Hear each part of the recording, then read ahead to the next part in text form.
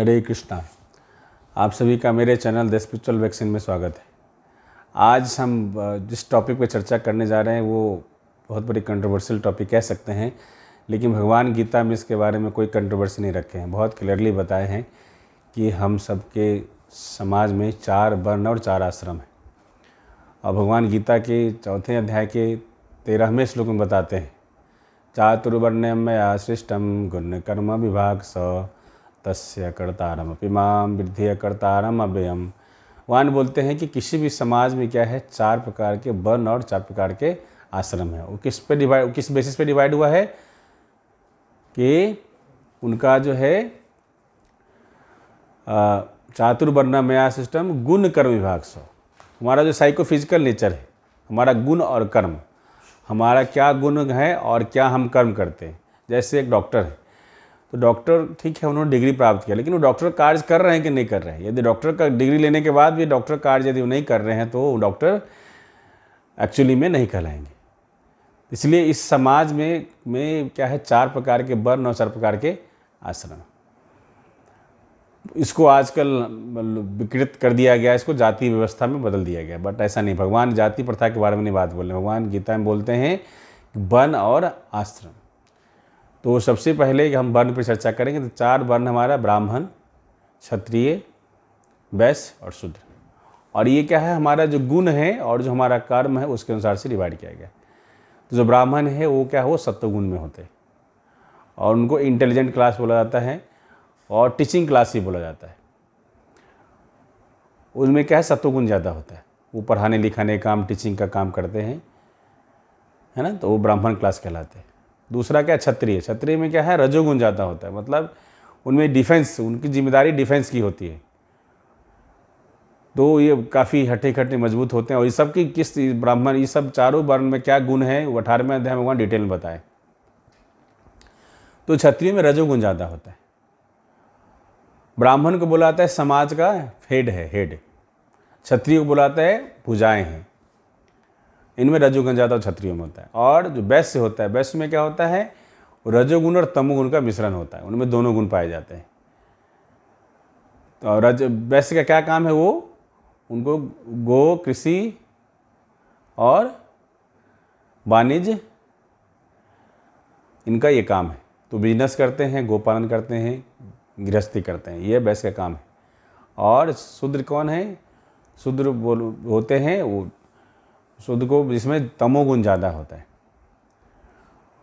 और शूद्र को बुलाता है समाज का पैर है, वैश्य को बुलाता है समाज का पेट है, और क्षत्रिय को समाज का भुजा बुलाता है, और ब्राह्मण को हेड बोला जाता है। ये जो है हमारा, ये हमारे गुण और कर्म के अनुसार से है। ऐसा नहीं कि किसी ने ब्राह्मण के घर में पैदा हो लिया तो ब्राह्मण हो गया, नहीं। गीता ऐसा नहीं बोलती। गीता के अनुसार से है जिनमें ब्राह्मण का गुण होना चाहिए।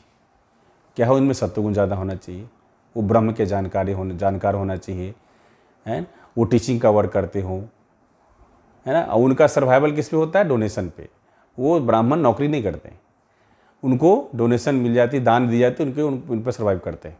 जो क्षत्रिय होता है, क्षत्रिय किस पे, वो टैक्स पे सर्वाइव करते हैं। मैनेजमेंट क्लास के लोग हैं ये टैक्स लेते हैं, टैक्स लेके उस पर सर्वाइव करते हैं। और जो वैश्य हैं, जो बिजनेस क्लास के लोग हैं, थर्ड कैटेगरी है, वो प्रॉफिट मार्जिन पे सर्वाइव करते हैं। कि बिजनेस में मान ली 100 रुपये में खरीद के लाया, उसको 125 में बेचा, 25% प्रॉफिट मार्जिन हुआ। तो जो वैश्य होते हैं वो प्रॉफिट मार्जिन पे सर्वाइव करते हैं। और जो शूद्र होते हैं, शूद्र क्लास, जो 4th क्लास, जिसको अंग्रेजी में हम लोग एक्सिक्यूटिव क्लास बोलते हैं। तो अंग्रेजी में कितना सा शब्द है, एक्सिक्यूटिव क्लास, लेकिन हिंदी में शूद्र है। तो कह रहे शूद्र ऐसा है, आपका धर्म तो ऐसा है जो है ना, लोगों को बांटता है, ऊपर ऊँच नीच की बात बताता है, बट नहीं, ऐसा नहीं है। हमारे गुण और कर्म के अनुसार से है। और तो शूद्र जो है सैलरी पर जीता है। तो देखा जाए कलयुग में ब्राह्मण क्षत्रिय बहुत कम है, ज़्यादातर या तो वैश्य है या तो शूद्र है। शास्त्र बोलता है कलो शूद्र संभव। कलयुग में ज़्यादा लोग शूद्र है, नौकरी करते हैं, सैलरी पे जिंदा रहते हैं। तो ये चारों वर्ग जो है ना, हर समाज में, चाहे इंडिया का समाज हो चाहे अमेरिका का समाज, यही 4 क्लास के लोग होते हैं। अंग्रेजी में बोला जाए तो teaching class, management class, business class and 4th executive class. तो किसी भी समाज में सर, भुजा, पेट और पैर सब चाहिए। तो यदि पैर को हटा दिया जाए तो बाकी 3 का कोई मतलब नहीं है, हेड को हटा दिया जाए तो बाकी 3 कोई मतलब नहीं। इसलिए हर समाज में यही 4 प्रकार के वर्ग होते हैं। आप अमेरिका में चले जाए तो यही 4 प्रकार के लोग आपको मिलेंगे वहाँ पे। कुछ लोग पढ़ाई का काम कर रहे हैं, कुछ लोग डिफेंस में लगे हैं, कुछ लोग बिजनेस कर रहे हैं, कृषि कर रहे हैं, गोपालन कर रहे हैं, और कुछ लोग इन बाकी 3 वर्ग की हेल्प कर रहे हैं। तो ये जो हमारा जो 4 हमारा जो है वर्ण है, ये हमारा 4 वर्ण जो है हमारे गुण और कर्म के अनुसार से। इसी तरह हमारा क्या है, 4 आश्रम है। ब्रह्मचारी आश्रम, ब्रह्मचारी आश्रम में क्या है, हम पढ़ाई लिखाई कार्य करते हैं, है ना।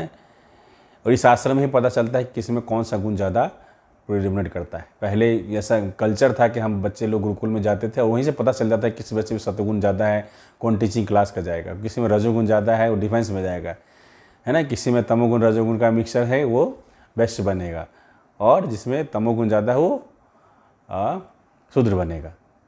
तो वो पहले गुरुकुल में पता चला था। तो ब्रह्मचारी हम लोग क्या शुरू के 25 साल तक हमारा क्या है, आश्रम ब्रह्मचारी आश्रम का। इसमें हम पढ़ाई लिखाई करते हैं, पठन पाठन करते हैं, वेदों का अध्ययन करते हैं, शास्त्रों का अध्ययन करते हैं। उसके बाद 25 से 50 साल का जो पीरियड होता है उसको बोलता है गृहस्थ आश्रम। तो ब्रह्मचारी जीवन में हम शिक्षा ग्रहण करने के बाद हमारे साइकोफिजिकल नेचर के साथ समय अगला फिर हम गृहस्थ आश्रम प्रवेश करते हैं। फिर उसमें हम शादी करते हैं, बच्चे का पैदा होना, फिर परिवार को देखना, और गृहस्थ में क्या जिम्मेदारी उसको समझना। क्योंकि गृहस्थ की जिम्मेदारी बहुत बड़ी हो जाती है, क्योंकि बाकी 3 आश्रम में कोई अर्न नहीं करता है, सिर्फ गृहस्थ को अर्न करते हैं, और गृहस्थ को ही बाकी 3 आश्रम को मेंटेन करना होता है। तीसरा हमारा आश्रम जो है वो है हमारा हो गया, पहला हो गया ब्रह्मचारी आश्रम, दूसरा हो गया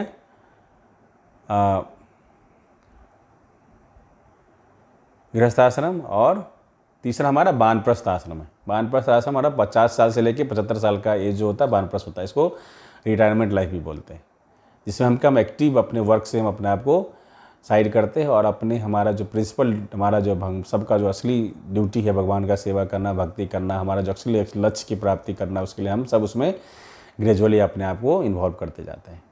और जो चौथा हमारा आश्रम है वो संन्यास आश्रम है। संन्यास आश्रम में क्या है, हम जो पहले की रणनीति थी कि घर परिवार छोड़ के वो लोग पहले वन में रहा करते थे या धाम में वास किया करते थे, और वहीं पर उनकी निधन हो जाया करते थे। वहीं अपने भगवत प्राप्ति के लक्ष्य में वो हमेशा वो अपना सेवा करते करते अपने शरीर को छोड़ देते थे। तो ये 4 प्रकार के वर्ण और 4 प्रकार के आश्रम हैं। और ये जो है हमारे गुण और कर्म के अनुसार से हमारे में कौन सा गुण है, सत्वगुण ज़्यादा है, रजोगुण ज़्यादा है, तमोगुण ज़्यादा है, और यह हम क्या एक्टिविटी करते उसके अनुसार से है। लेकिन इसी को क्या हुआ, बाद में लोगों ने विकृत करके जाति प्रथा कर दिया। जैसे कोई भी चीज़ एक्चुअली में क्या है, जो इसका प्रिंसिपल है, वो यदि प्रिंसिपल से डेविएट हो जाती है ना, तो वही चीज़ का फिर जो है निगेटिव इम्पैक्ट होने लगता है। इससे पहले सती प्रथा थी। सती प्रथा में ऐसा था कि पति पत्नी में इतना प्रेम हुआ करता था कि पति गुजर जाने पर पत्नी अपने आप को ये फील करती थी कि हम जिंदा रह के मैं क्या करूँगी, तो वो अपनी स्वेच्छा से जाके पति के अग्नि में कूद जाती थी, अपनी जान दे देती थी। लेकिन बाद में क्या हुआ, इसको लोगों ने कंपल्सरी बना दिया, ज़बरदस्ती जो लेडी नहीं भी चाहती उनको पकड़ के आग में डालना शुरू कर दिया गया। देन सती प्रथा को जो है लोग मिसयूज करना शुरू कर दिया। अदरवाइज सती प्रथा का भाव एक अलग था। इसी तरह जो हमारा जाति सिस्टम आजकल जो हम लोग बोलते हैं कि हम ब्राह्मण वर्ग में पैदा हुए तो ब्राह्मण हो गए, भले हमें ब्राह्मण में कोई क्वालिटी नहीं है ना। हम दारू पीते हैं, चिकन मटन खाते हैं, पान गुटखा खाते हैं, है ना। कुछ हमें पता नहीं वेद शास्त्र क्या है, हमें कुछ नहीं पता है, और हम अपने आप को बोलते हैं ब्राह्मण। क्यों? सिर्फ ब्राह्मण घर में पैदा हो गए? नहीं, ऐसा नहीं। यदि हम डॉक्टर हैं, मान लीजिए हमारा डॉक्टर का मेरा बेटा है, हमारे घर में पैदा होने से डॉक्टर नहीं बन जाएगा, क्योंकि डॉक्टर एक पोस्ट है, ब्राह्मण एक पोस्ट है। उनके लिए उनको क्वालिफिकेशन अर्जित करना पड़ेगा। तो हमारे बेटा को भी डॉक्टर बनने के लिए उसको पहले एमबीबीएस करना पड़ेगा, उसको एमडी करना पड़ता है, वो डॉक्टर कहलाएगा। हाँ, डॉक्टर का बेटा कहला सकता है, ब्राह्मण का बेटा कहला सकता है, ब्राह्मण ही कहला सकता है। इसी तरह कोई जज का बेटा है, तो जज का बेटा कहलाएगा, वो जज नहीं कहलाएगा। जज की पोस्ट पर नहीं जा सकता, नहीं मैं जज का बेटा जज बनूंगा, नहीं। उसको जज के लिए फिर एलएलबी करना पड़ेगा, उसके बाद फिर उसको जो है जज के लिए जो भी क्वालिफिकेशन अर्जन करना पड़ेगा। इसी तरह जो हमारा ये जो वर्णाश्रम है, चाहे ब्राह्मण क्षत्रिय या हमारा वैश्य का हमारा जो सिचुएशन है, ये सब हमारा क्या है, हमको इसकी क्वालिफिकेशन हमें अर्न करना पड़ेगा। लेकिन अभी क्या है, समाज में इतना सारा कन्फ्यूजन है, इसी जात प्रथा को लेकर समाज में इतने सारे कॉन्फ्लिक्ट हैं। बट एक्चुअली में देखा जाए भगवान इसमें बिल्कुल रिजेक्ट किए हैं। इस जात प्रथा नहीं है, क्या है, वर्णाश्रम। तो बट क्या है, भगवान के जो भक्त होते हैं वैष्णव होते हैं, वो क्या है, इन चारों वर्ण से ऊपर होते हैं। भगवान भी चारों वर्ण से ऊपर, भगवान ठीक है चारों वर्ण और आश्रम क्रिएटर, लेकिन भगवान क्या है, गुणातीत है, गुणाधीश हैं, तो वो तीनों गुण से ऊपर है भगवान, इसलिए इस चारों वर्ण के कैटेगरी भगवान नहीं आते। और भगवान के भक्त जो वैष्णव होते हैं, जो कृष्ण भावना भावित होते हैं, वो भी इन चारों वर्ण से ऊपर होता है, वो ब्राह्मण से भी ऊपर होता है। जो वैष्णव होते हैं, भगवान के जो भक्त होते हैं, चूँकि क्या है, ब्राह्मण क्या है, मैक्सिमम ब्रह्म रियलाइज तक करते हैं, ब्रह्म ज्योति तक रियलाइज कर पाते हैं, उनकी गति ब्रह्म ज्योति में जाके विलीन होना होता है। लेकिन जो भगवान के वैष्णव भक्त होते हैं, वो साकार जो स्वरूप है भगवान का, जो मुरलीधर श्याम सुंदर फॉर्म है, उनको वो प्रार्थना करता है, उनको रियलाइज़ करते हैं। इसलिए क्या है, वैष्णव ब्राह्मण से भी ऊपर होता है, क्योंकि उनकी रियलाइजेशन जो होती है, उनकी जो भगवान के प्रति रियलाइजेशन होती है, बेटर होती है। ये भगवान का इस श्लोक में कहना है। इसलिए हम सबको ये समझना चाहिए, इस कन्फ्यूजन से बाहर निकालना चाहिए। क्योंकि बीच में एक डिबेट सुना था कि जो बहुत सारे पॉलिटिकल, कई बार इस रामायण में तुलसीदास ने बोला कि ढोर गंवार सुदर पशुनारी सकल तारण की अधिकारी, तो उसका एक अलग मीनिंग है, लेकिन लोगों ने उसका मिसयूज़ करना, उसको अपने ढंग से इंटरप्रेट करना करके कंट्रोवर्सी क्रिएट करते हैं। तो ऐसा नहीं है, हम सब का जो गुण है और हमारा जो हम जो वर्क करते हैं उसके अनुसार से हमारा जो है, चाहे हम ब्राह्मण क्लास में कहलाते हैं या क्षत्रिय क्लास में आते हैं या बेस्ट क्लास में शूद्र क्लास में आते हैं, ये हमारा बर्थ से नहीं है, ये हमारे कर्म के अनुसार से। लेकिन चैतन्य महाप्रभु हम सबको क्या बोलते हैं कि ना तो मैं ब्राह्मण हूँ, ना तो मैं क्षत्रिय हूँ, ना तो वैश्य, ना शूद्र हूँ, ना हूँ मैं ब्रह्मचारी हूँ, ना गृहस्थ हूँ, ना वानप्रस्थ हूँ, ना सन्यास हूँ, मैं क्या हूँ, मैं ये चरण हूँ। तो फिर आप कौन हैं? तो चैतन्य महाप्रभु बोलते हैं कि हम गोपीर पद कमलो दास अनुदास अनुदास उदास, कि मैं जो गोपी के जो भरता है भगवान कृष्ण, उनके जो दास हैं, उनके मल्टीपल टाइम दास दास दास दास हूँ मैं। तो चैतन्य महाप्रभु हम सबको सिखाए हैं कि हमें क्या है, हमेशा दासता स्वीकार करना चाहिए, दासत्व तो हमको स्वीकार करना चाहिए। यदि हम अपने आप को भगवान मान बैठेंगे, अपने आप को इस सब चीज़ का हम मैं करते रह जाएंगे, तो हमारा कोई भी कल्याण नहीं होने वाला है। क्योंकि हम जो भी भगवत धाम जाना चाहते हैं, भगवत प्राप्ति करना चाहते हैं, हम सब के लिए जो फार्मूला हमको चैतन्य महाप्रभु दिए हैं, ऋणादपि सुनिचेना तरोरपि सहिष्णुना अमानी न मान देना कीर्तनिया सदा हरि।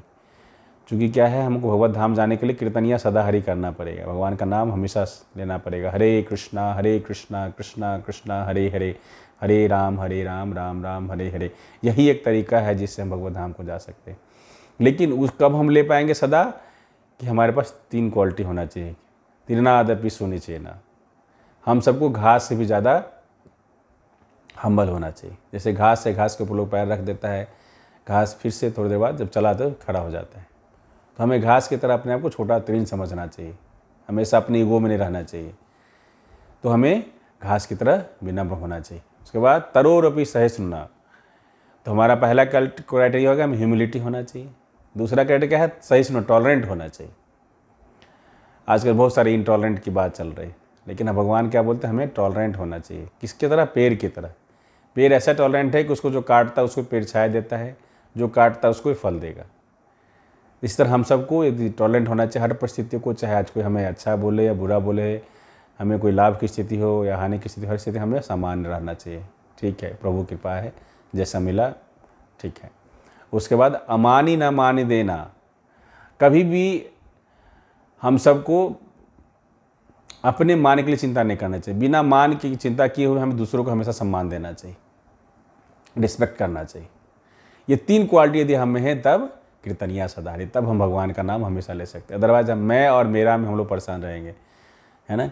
इसलिए हम सबको हम्बल होना चाहिए, टॉलरेंट होना चाहिए और हमेशा दूसरे को रिस्पेक्ट देने के लिए हमें तैयार रहना चाहिए। अपने रिस्पेक्ट के लिए परेशान नहीं होना चाहिए। यदि ये क्वालिटी है, तब भगवान का नाम ले सकते हैं।